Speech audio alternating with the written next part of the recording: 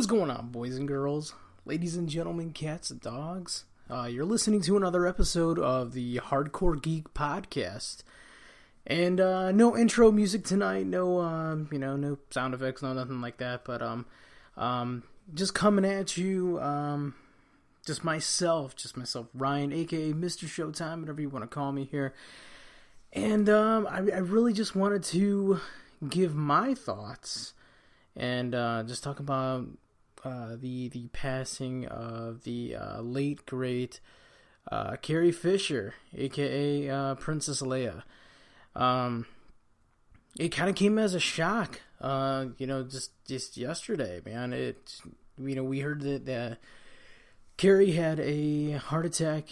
I believe it was right before Christmas. She was on, I believe, on her book tour, and she had a heart attack while on the plane. I'm trying to get all the details here as I'm pulling it up here. And she got rushed to a facility, was treated, and it was on December 23rd, so about 2 days. I thought it was Friday.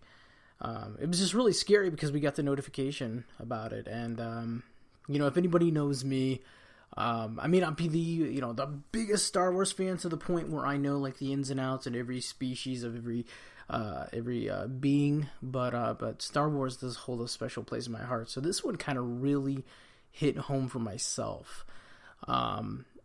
Hearing the news on Friday, especially with all these, it's just 2016. Honestly, it's been just a crazy year as far as our celebrity deaths, and there's too many to really name, but like some names that really stick out are like David Bowie, Prince, Muhammad Ali.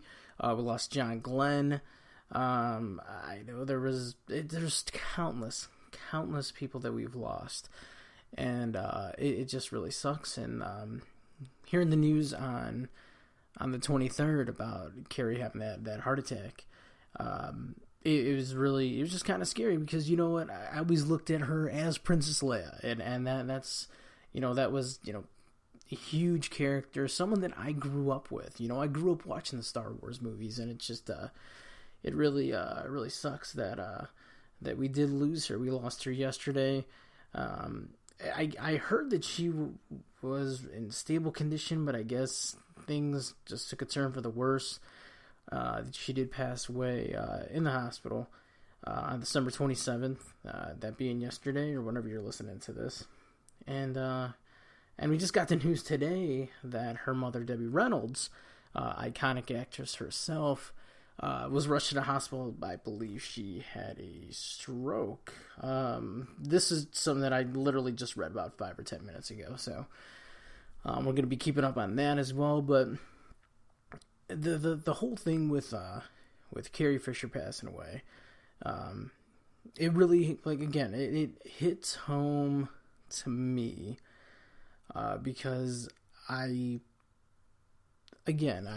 grew up with Star Wars. Myself, like many men and women, boys and girls, it was just this universe that was just completely over the top.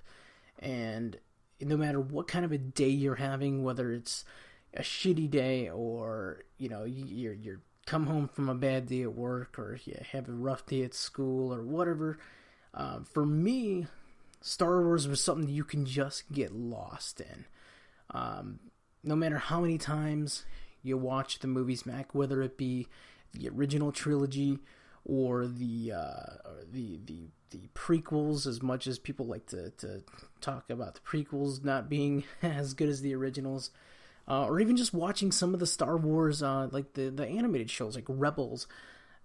It's a world full of characters, hundreds and hundreds of characters, and different adventures that you can just get lost in. And among those characters, Princess Leia was just really somebody that stood out.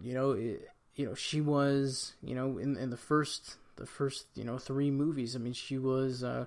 The girl that all dudes fell in love with when they were younger, And that's not even just talking, everybody goes back to like the slave outfit, the slave bikini and all that. And that's that. But, Princess Leia was always like just someone, she was a real strong character. She wasn't like the damsel in distress. And I think that's what really drew me to her.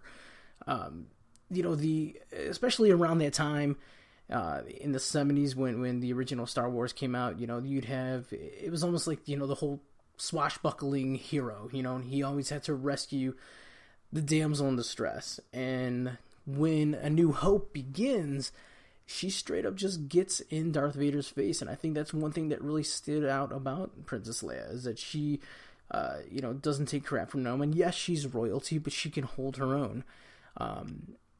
One of my favorite lines was in the very first Star Wars movie, where Luke, he says, "I'm Luke Skywalker, I'm here to rescue you."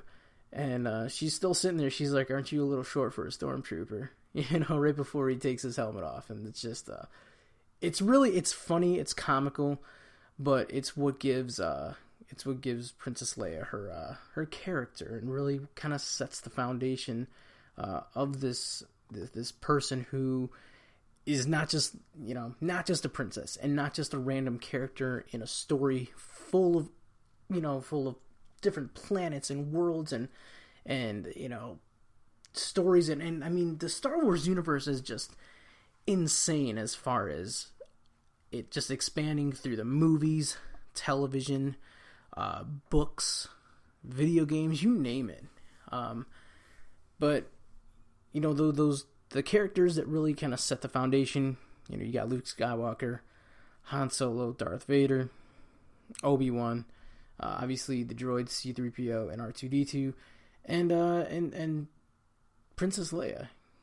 Princess Leia just, I don't know. I'm trying to like really come up with the words, and it reminds me of just my personal experience with the Star Wars universe and the Star Wars trilogy, and I kind of came into it at I don't want to say like an older age, but I didn't grow up with it when I was like 4 or 5 or 1 or 2. You know what I mean? It was just man, like I remember just a snowy day in Cleveland, Ohio, and I was visiting my dad, and it was just really bad. We were snowed in, and my stepmom, she says, "Hey, there's I got these movies, I got some movies here if you want to watch." And she pulled out the original Star Wars trilogy, like the original, like on VHS, before George Lucas touched them or anything.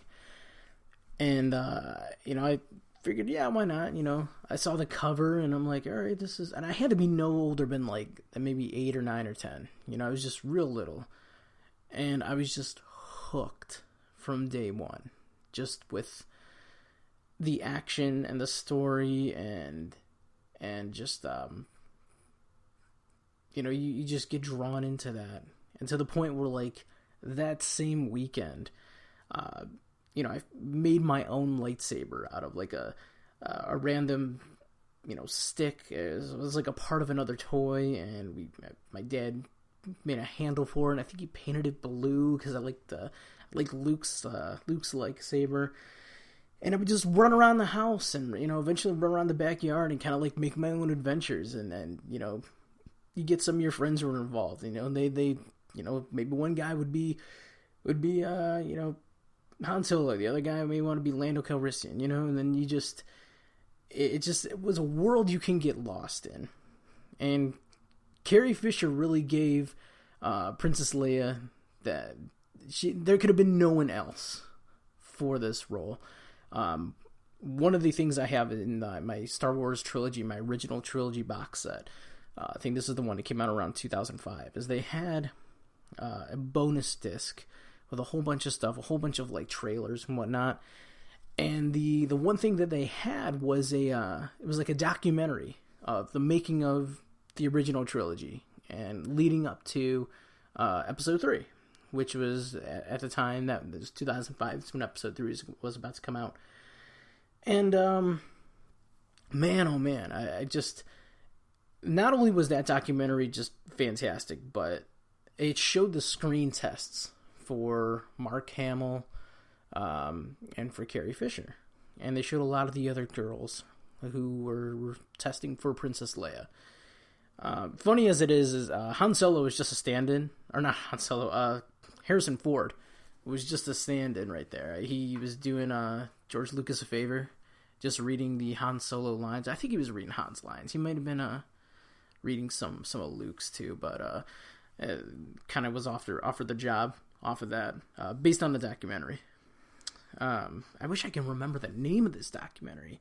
I'm literally just too lazy to walk over to my DVD shelf and look it up here. But out of all the girls that they showed in like this quick little vignette of the screen tests for Princess Leia, Carrie Fisher was the one that stood out. I mean, obviously she stood out, but it was just blatantly obvious. And if you kind of go into it just with an open mind and looking at the other people's auditions, they couldn't hold a candle to Carrie Fisher, and as a result, I mean, she was cast as Princess Leia, and the rest is history. You know, she was iconic. You know, anything from action figures and dolls and comic books and to Pez dispensers. You know, the Princess Leia, the little buns and like the bun hair thing. You know, that's iconic. Like nobody, you know, that's something that's going to be remembered forever. You know, and you got to chalk a lot of that up to Carrie Fisher and how she tackled the role of Princess Leia in the original trilogy, and she was able to reprise her role in The Force Awakens as General Leia Organa, and I believe she was able to wrap up all of her engagements, or all of her commitments rather, for Episode 8, which it's actually in post-production. So man, it's just, I'm trying to just find the words, and I'm doing this as just a solo episode. Didn't have anybody come over. We don't have Chase, don't have Michelle. It's just, you know, I want to give my thoughts, and I'm actually finding it hard to really come up with it, because, you know, you read the stories and, you know, you see it on social media, and you don't want to believe that a character, and I don't want to refer to her as a character, but an actress who portrayed a character that you hold, you know, so close to you as a child and as an adult, is no longer with us. I mean, she was only 60 years old. Honestly, that's not old. I mean, today, Stan Lee turned 94 today. Happy birthday to the man Stan Lee, by the way. I was just hanging out with my grandma for Christmas, and she's turning 81, and you don't look at 60 years old for being old. I don't want to get into if she had any kind of like demon, substance abuse, anything like that. I mean, we've all had stuff, but it's just you know, it's just kind of a bummer. But you know, a lot of people, everybody's gonna remember Carrie Fisher for her role as Princess Leia in the Star Wars movies, but like one of my favorite appearances of Carrie Fisher was her role in the Blues Brothers. She was, I believe it was Belushi's crazy ex, and she kept like running into him and trying to kill him, and you know, the part like at the end where she has the shotgun and everything, and Belushi just makes out with her, you know, and then everything's all fine. That was like an example of Carrie Fisher going from, you know, a serious role from the Star Wars movies that she was known for, to doing just pure comedy. You know, it really just shows her range there. I remember seeing her in one of my favorite movies. And it's kind of like a cult classic now, but The Burbs. It had Tom Hanks in there. She actually played Tom Hanks' wife. She wasn't really in the movie a lot, but it's something that I recognized when I saw it. And I was still young at the time, you know, because like I was born in 84. The Burbs came out in 89. And I saw the Star Wars for the first time way after The Burbs came out. So going back as an adult and watching The Burbs, it's like, oh, okay, yeah, there's Carrie Fisher, there's Princess Leia and Hook as woman kissing on bridge. She was in Austin Powers, the very first one, uncredited as one of his therapists. She was in Scream 3. She was in Jay and Silent Bob Strike Back. I do remember that one. She was one of the nuns, or she was a nun. Let's see. She was in the Charlie's Angels sequel, which, not one of my favorites, but, it is what it is. She was in Wonderland. Really great movie. Let's see what else she was in here. The 2009 film Fanboys, which was a movie about Star Wars, about some friends trying to take their friend to the premiere of Episode 1, and the friend was terminally ill, and Leia, I keep referring to her as Leia, but Carrie Fisher, she had a role in that one as one of the doctors, Let's see, what else was she in? Obviously, The Force Awakens, so there was that. And then her final film, at least according to her filmography, is going to be Episode 8. And she just finished that. So as far as her TV work, and you guys can probably obviously tell I'm going through Wikipedia, because there's a lot of these things that I really wasn't aware of. I forgot, or either that, or I just forgot she was in it. She did some spots on Frasier. She played herself on an episode of Ellen DeGeneres' old show. If anybody remembers Dr. Katz, Professional Therapist, that animated show, she was on that. She appeared in Sex and the City as herself. She was on Smallville for an episode. And if anybody remembers Angela, that's the Peter Griffin's boss, and on Family Guy. Carrie Fisher's the one that does the voice of Angela. Okay, so she's did 20 episodes so far of Family Guy, and that's something that I just found out the other day. They put a whole thing out that she's going to be doing her final episodes of Family Guy, and I'm like, well, her final episodes, when was her first episodes? And I never knew that. I never knew that Angela was voiced by Carrie Fisher. So that was actually you just learn these things, She was on 30 Rock, on the show Weeds. She was on Entourage. She was in, let's see, playing herself in The Big Bang Theory, one of my favorite shows. And some of these other shows I'm not familiar with, But, and of course, we cannot forget the infamous Star Wars holiday special, which I was finally able to see in its entirety, and I did make it all the way through, if anybody's wondering. But yeah, rest in peace, Carrie Fisher. May the Force be with you, all that fun stuff, because it's not going to be the same. I'm going to be very interested to see how Episode 8 turns out, what goes on with the Leia character, and you can't recast it, so they have to wrap up her character. I believe there would be an absolute outrage if people tried to, if the studio did try to recast her, because she's irreplaceable. And that's all there is to it. There's no way to replace Carrie Fisher with anybody else to play Princess Leia there. So we're gonna move on from there. I just really wanted to kind of get everything out about Carrie Fisher, and just my thoughts and my experience with the Star Wars franchise, and everything in it. Again, other news, Stan Lee turned 94 today. Stan, the man Lee, it's crazy, This guy, this is another one. This guy is just fantastic. The guy who's had his hand in creating so many iconic characters, from Spider-Man, the Fantastic Four, Incredible Hulk, I mean, you name it. This guy is still ticking, and man, really happy that Stan is able to celebrate another birthday with all of us here. Let's see. Again, guys, I'm sorry, I'm just completely lost for words here. Just I don't know. So much to think about as far as, Carrie Fisher and the Star Wars franchise. Just really going back to Rogue One. I know I'm gonna kind of move on here to other things here. But the ending of Rogue One,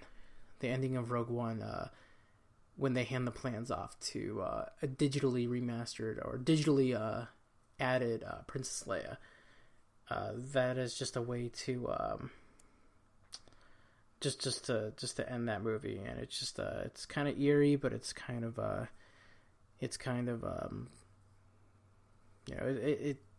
makes you, it really, that scene alone made the movie. And I'm sorry, I'm just kind of stuttering over my words. I just read another piece of news here, so we're gonna kind of break it on our show here. As I mentioned before, Debbie Reynolds was rushed to the hospital, and as reported right now it was reported at 8:41 p.m. Debbie Reynolds unfortunately has passed away at 84. I'm literally reading through the story now. Let's see. Her death was confirmed by TMZ. And this is actually, my wife is a huge fan of Debbie Reynolds. She actually has a signed playbill from her. Debbie Reynolds, iconic for starring in Singing in the Rain, So, and obviously the mother of Carrie Fisher. So it's just, I cannot believe that. Carrie Fisher passes away, and then her mother passes away the next day. So, rest in peace, Debbie Reynolds. That is, I'm completely lost. I'm lost for words. This is live, so I apologize. It's probably not the most exciting podcast at all. It's just it just stinks, just terrible. I know they said Reynolds had a stroke. She was rushed to the hospital today, and she unfortunately did pass away.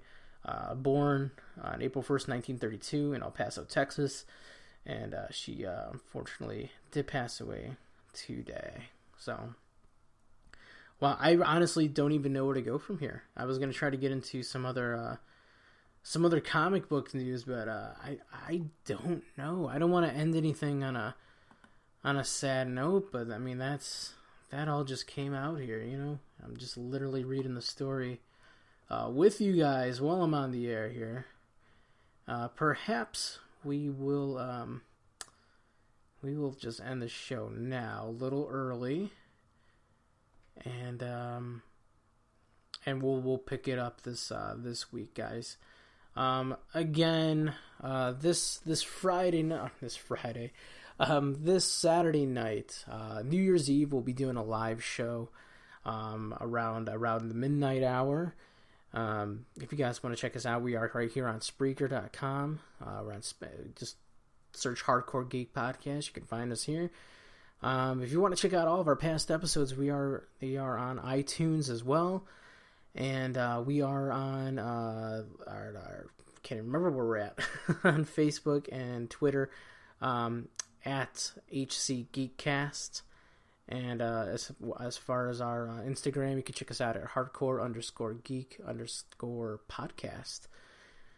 And again, guys, I'm so sorry. I really don't know how else to go forward with this show. I just want to say, rest in peace to Carrie Fisher, and rest in peace to Debbie Reynolds. For everybody here at the Hardcore Geek Podcast, I just want to say thank you for listening, and we will see you on New Year's Eve. Have a great night, guys.